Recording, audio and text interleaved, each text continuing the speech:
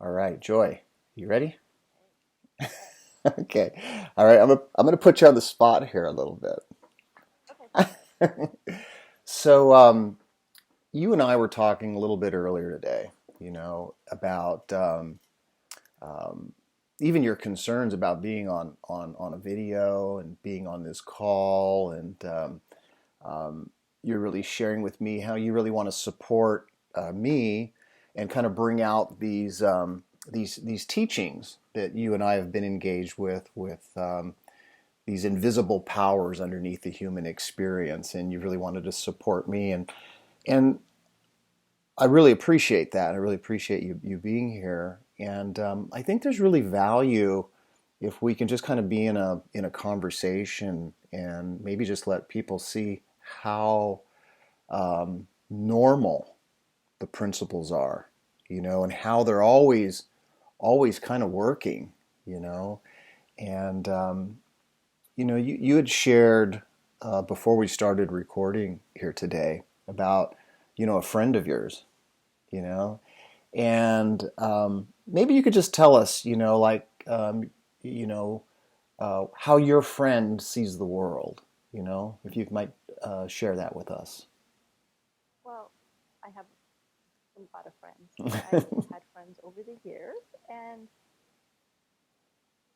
some of them view it as from a fearful point, a lot of fear about everything that they're going to do and what they're going to say, where they're going to go. Um, and they share that with you out of concern for you. Um, but their motivation is really fear based instead of being comfortable in just their decision making or in life. Um, and I could say that I was like that at one point in my life too.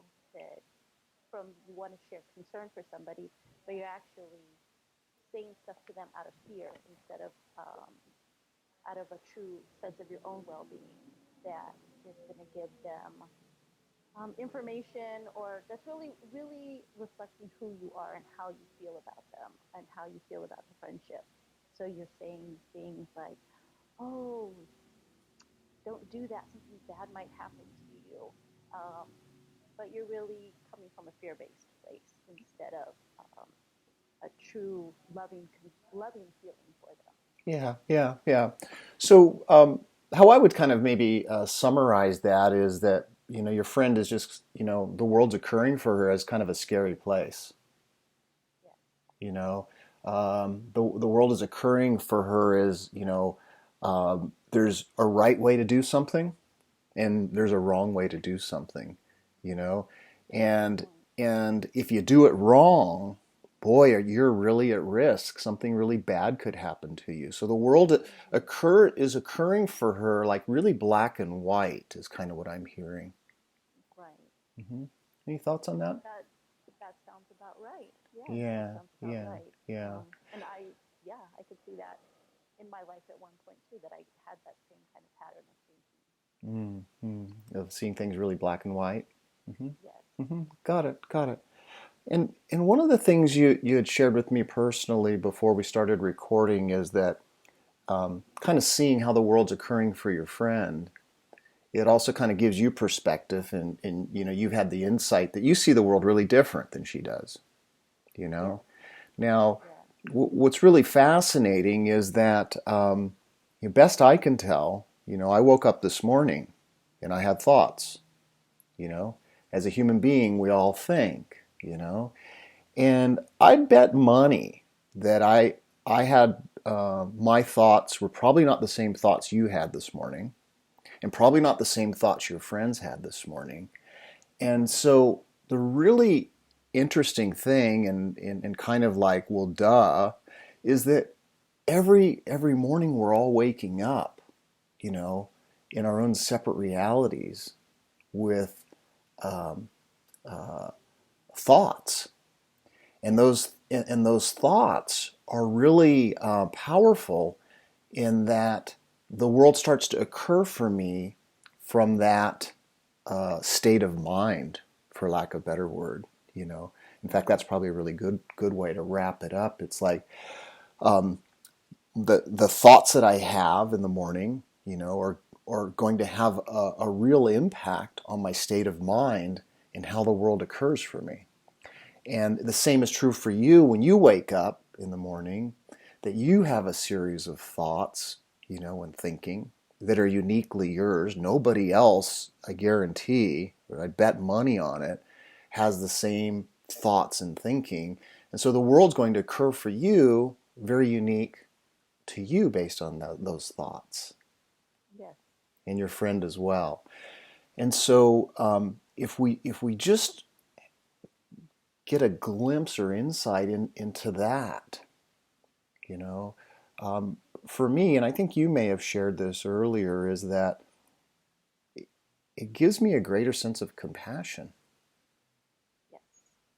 It did. It did when I started to see that it was the thinking that was causing that, that instead of feeling resistant towards it, I felt more compassionate towards it, towards other people and towards myself also. That with the understanding it's just thought, that it's not reality Mm-hmm. unless I put a lot of effort into it and make it become a reality. Yeah, So it gave me a lot of compassion and a lot more understanding. yeah, beautiful, beautiful.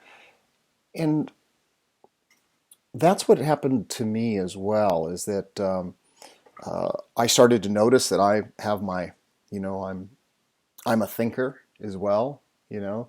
In fact, I'll share something funny with you. I was out walking this morning. I've been walking in the mornings now, and as I was wrapping up, the last part of my walk, I had this insight. And the insight was, Greg, you didn't walk very much, but you sure thought a lot. It's like, where was I that whole walk? It's like, just as I coming in the home stretch, I had this realization that I really wasn't in the world. I was really in my thinking, you know, and as much as they were nice and pleasant thoughts, I really wasn't in the world, so to speak. And that's how powerful our thoughts are. They can completely take us over, and to such an extent that we don't even stop to smell the flowers, you know, Or and notice the or flowers. or, or even notice the flowers, or the sunshine, and this and that. So, one of the things that I just want to point out here is the very fact that as human beings, we live in a world of thought, and it's not so important, and this is where, on another video I was talking about traditional coaching is dead. It's not very important what we think, okay? And there's other models out there of therapy and coaching that wants to get people to really think better or different or change their thoughts and all of that. And that's why I say that traditional coach model is dead. Because it's not important what you think. It's not important what I think. What's important is the fact that I think.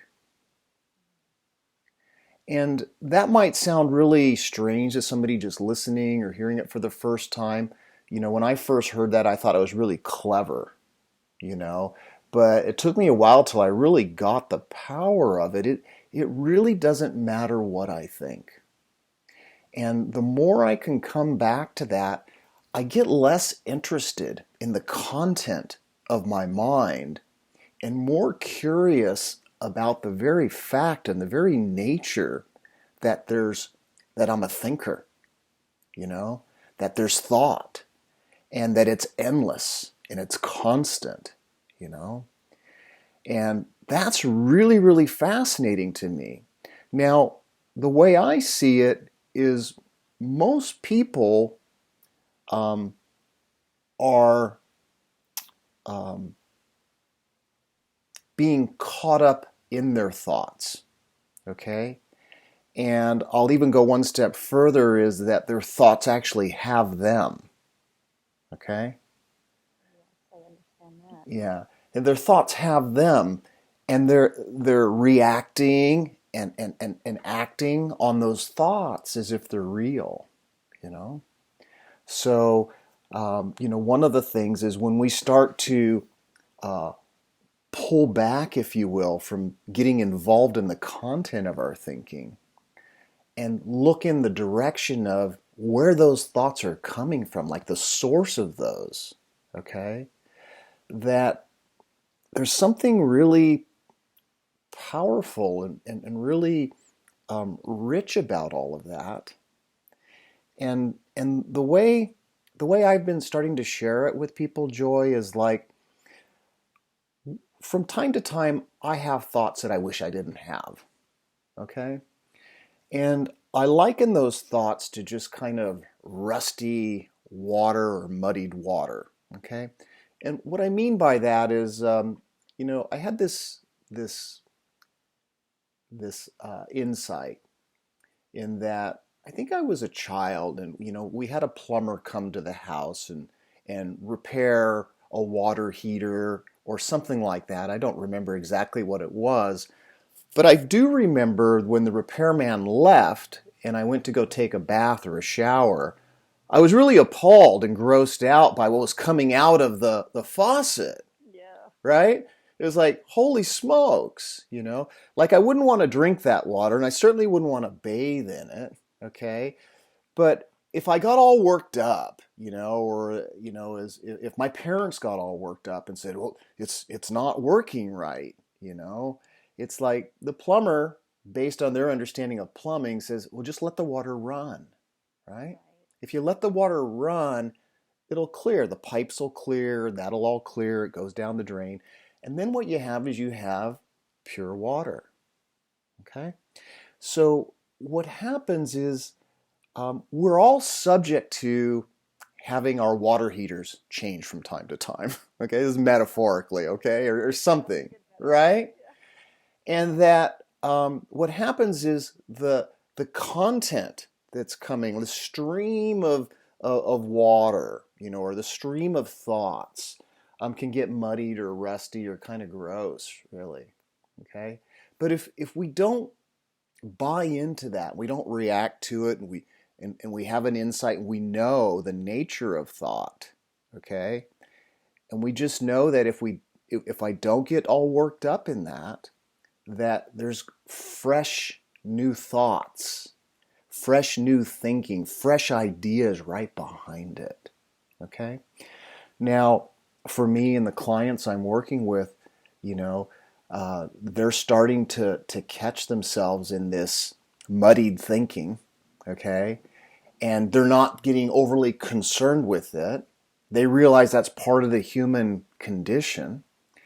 And they're also trusting and now being able to rely on this continual flow of good water, or good thinking, or better ideas, or fresh ideas, or insights, if you will.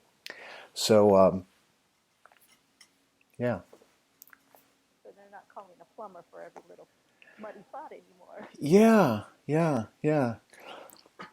If we look at that, calling the plumber, that would be metaphorical of calling a therapist, or calling a counselor, or calling a coach. And see, a lot of coaches and counselors, they want to roll up their sleeves and analyze the muddy water. Okay? And what's really different about what you and I are talking about is we're unconcerned. I'm unconcerned with muddied water. I have no concern with it whatsoever. And it's out of that lack of concern that really serves people and helps people to not get all worked up in it as well. And as somebody who is working with clients from a three principles based of just relaxing into that, and helping a client understand that there's a new space of clear water available to them, you know. And again, this is metaphorically, of course, that what clients are finding is that they have more energy, you know, they're not so reactive to life, you know, and life just seems to be easier because they don't have so much energy and effort going into muddied water, so to speak. Does that make sense? Yes, very much. Yeah, yeah. Um, so we were talking about your friend, you know, and I'd like to hear a little bit more about, your own current, the way you see the world. Like, how is the world occurring for you these days? The difference, the way that things occur to me now is, and I was sharing earlier, is I use the word as a challenge. Um, and that might sound to some people like, oh, it's a challenge in a hard way. Like, that's such a challenging situation. How could I handle it? But for me, the challenge is more in a challenge to step up and be my best, step up to keep growing, step up to stay curious, um, step up to look at things from a different perspective. Um, Especially for me, not getting caught in the muddy thoughts like we were talking about. Just somewhere something changed on the inside over time of just being in conversations and just letting the principles do the work that they do from the, like you were saying, from the inside. Um, the other areas of my life just improve. And so the challenges are to stay in the conversation in a good way.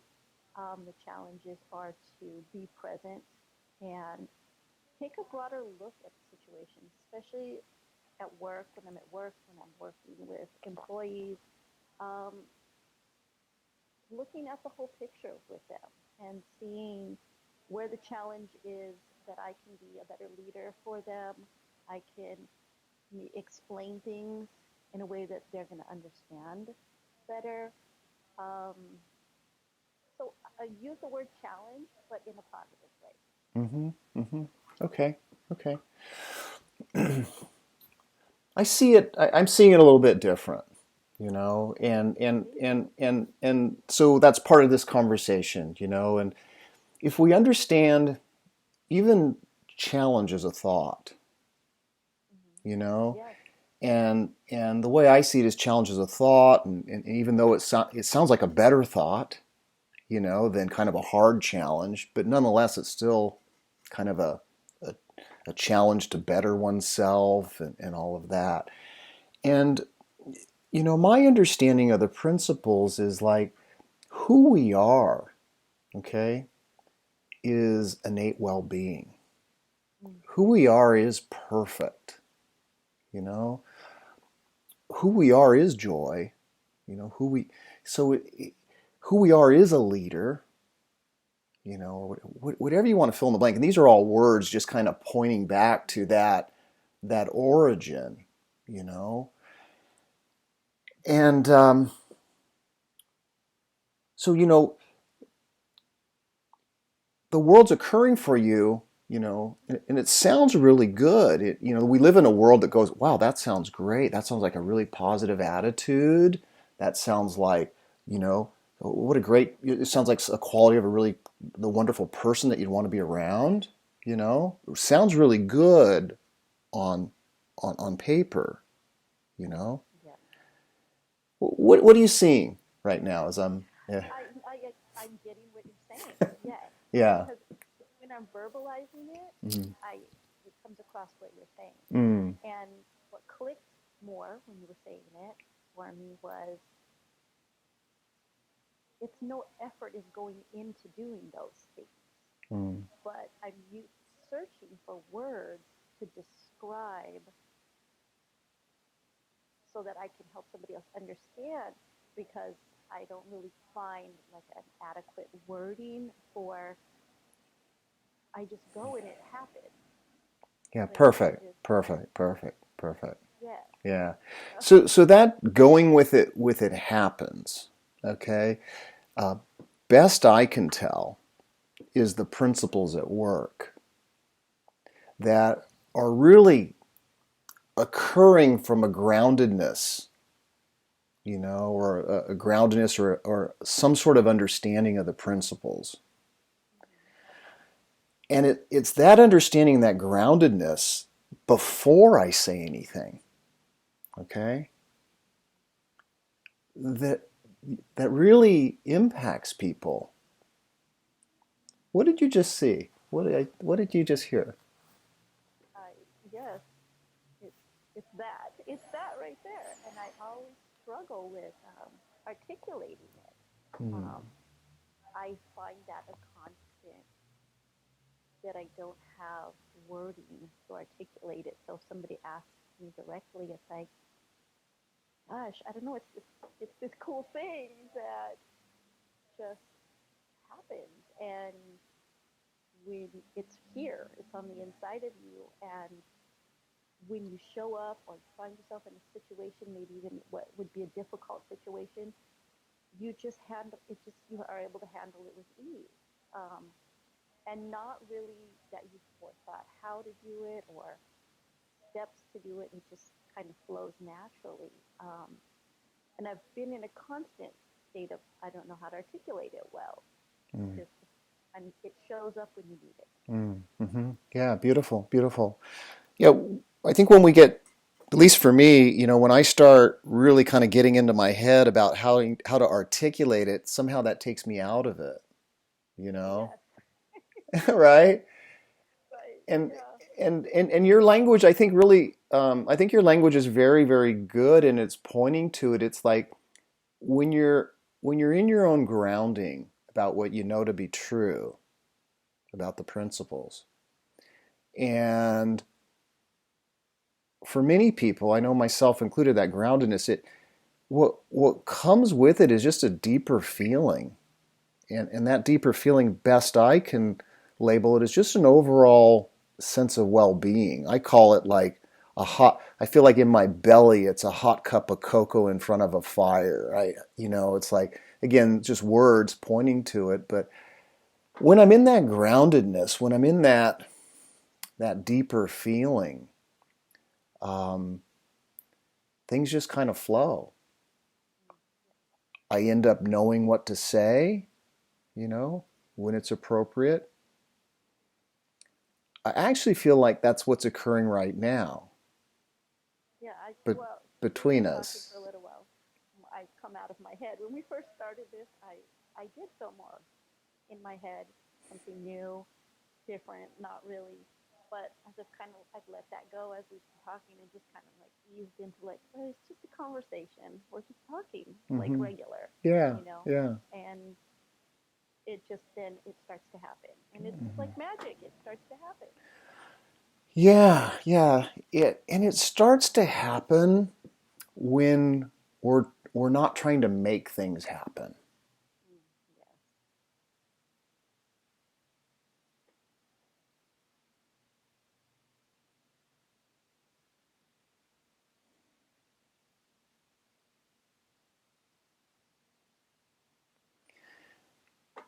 And it's so counterintuitive to the world that we live in, because everybody's out, I'm generalizing, of course, but for a large um, majority of people, and myself included at one point, is really, really very concerned about being extraordinary, you know, and making something happen. But when I stopped trying to be extraordinary and I would just kind of embrace the ordinary, when I stopped trying to make things happen, things happen. Yep, that's true. Well, that's been my experience. Mhm. Yeah.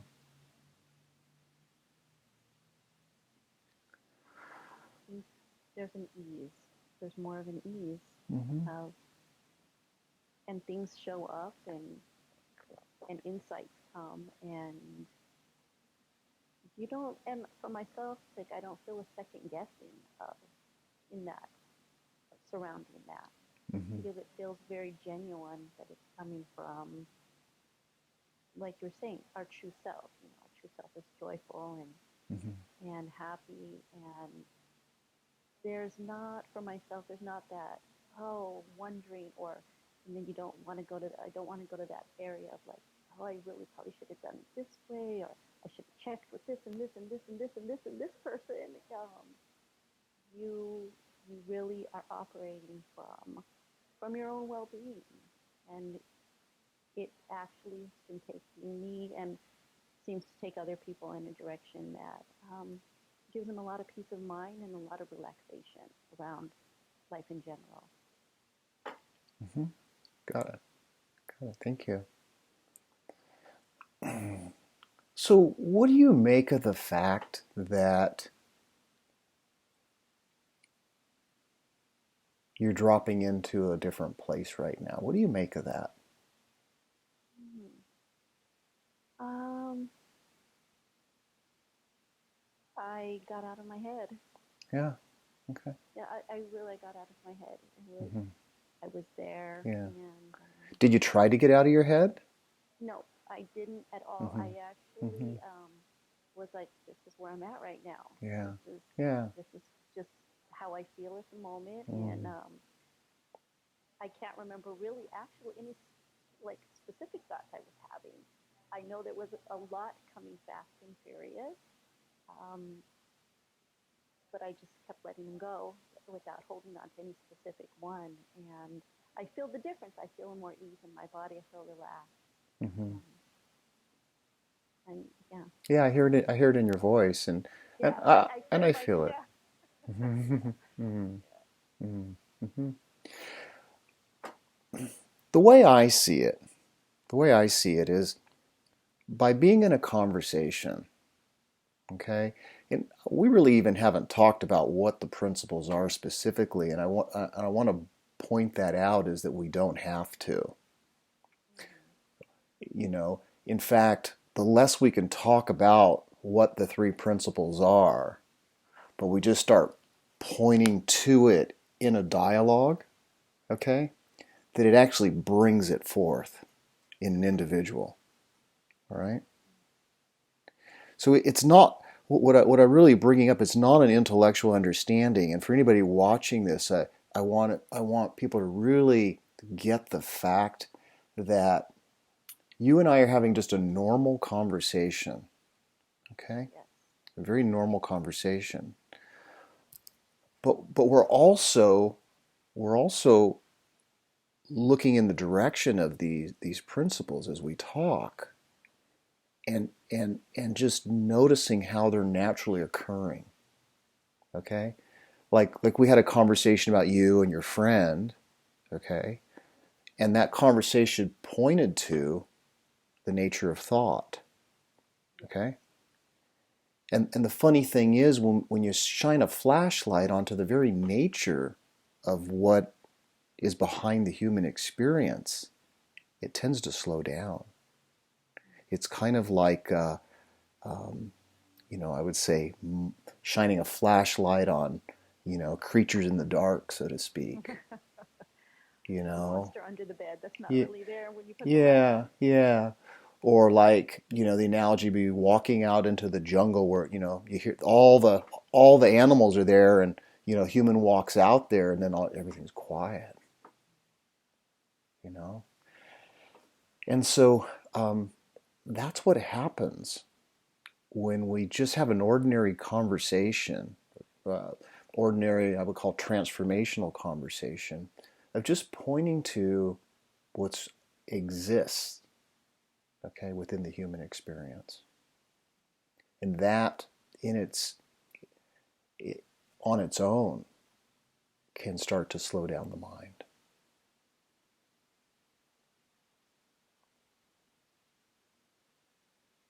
Yeah. Yeah.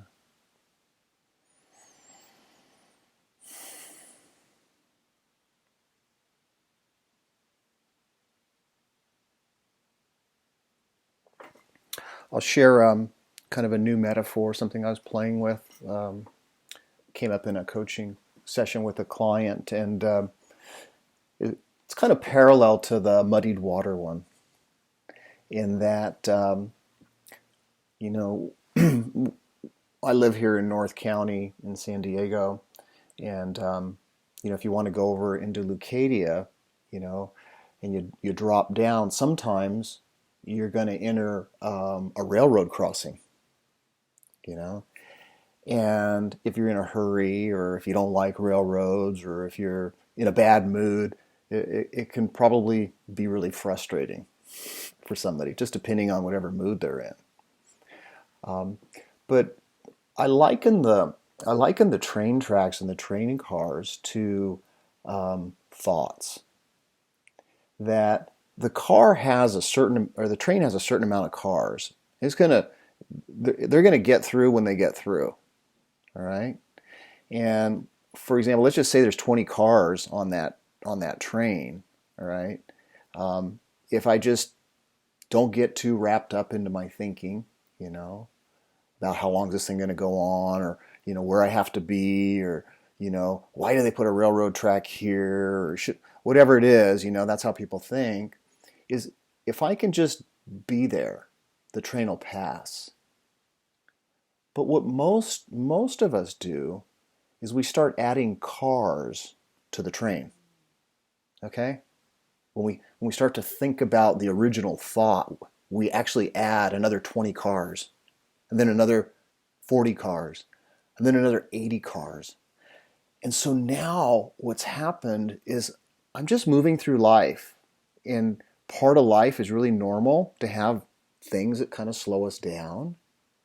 But if we don't get too concerned about it, and we just accept it for what it is, without multiplying our thinking, without multiplying the train cars, that it's going to pass. Yes. So that was a good metaphor. Mm-hmm. Mm-hmm. Yeah. And some people get real worked up. I kind of played with this a little bit. Some people on the train car, one of the cars have, uh, uh, chickens on it, and then they start having things about chicken, and maybe you're vegan, and that's horrible, and factory farming. Now I've just added another 40 cars on there. All right. Okay. Now let's just say I was single. Okay. And I've really been at wit's end trying to find a date, or whatever it is. Okay. And there's somebody that's available pulled right next to me, you know, maybe even trying to get my attention. Okay. There is no way in heck I'm going to even be able to see that opportunity because I'm so caught up in my thinking. Okay. And that's what the principles do, is they start to nip things in the bud. 20 cars is 20 cars and it's done. Okay? And next thing you know, it passed, you look over and you wink, and it's like you say, hey, pull over, and you have a coffee or whatever. But you can't see that when you're in your own personal thinking. Okay? And so what happens is when people start to have a better understanding of how their mind works, and have a better understanding of the nature of thought, what starts to happen is opportunities start showing up everywhere. Okay? The opportunities were always there. They just couldn't see them because they were obsessing over and multiplying rail cards, boxes, cars, right? Or chickens. Yeah, or chickens. Yeah, yeah. They're ruminating over that. So one of the things we start seeing is that when people start having a better understanding of their minds and how they work and their own thinking, that they start to see opportunities for business, for relationships, for their health, for everything. Um, so, yeah. Any thoughts or comments on your end? Yeah, you hit a lot of good points. Um, I guess my thoughts would be that I feel very different than when we first started. This is something I've never done before. Mm-hmm. So it was, I did start out in my head, Mm-hmm. wondering with many thoughts. And with the idea behind what I was hoping that we would achieve, which is just have a regular conversation. Um, and with a little bit of like just talking about the principles and actually just letting them work through and not getting too caught up on one specific thought about how it would happen or how it would how we would make it happen, or it just works itself out. Hmm. And those are the things that I notice playing out in life. And I know that probably a lot of that was there at other times in my life, but I was caught up in thinking, and I didn't really notice or give it,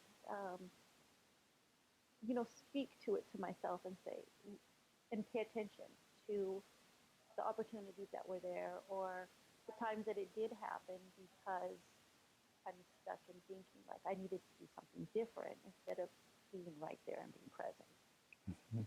Great. Awesome. Awesome. Well, thank you so much for being willing to do this with me. I really appreciate Oh, it. you're welcome. Yeah, Thanks yeah. for your patience. Yeah, yeah. If it's okay with you, we'll call it a wrap for right now. Sounds good. Great. Thank you, Joy. You're welcome. Bye. Bye.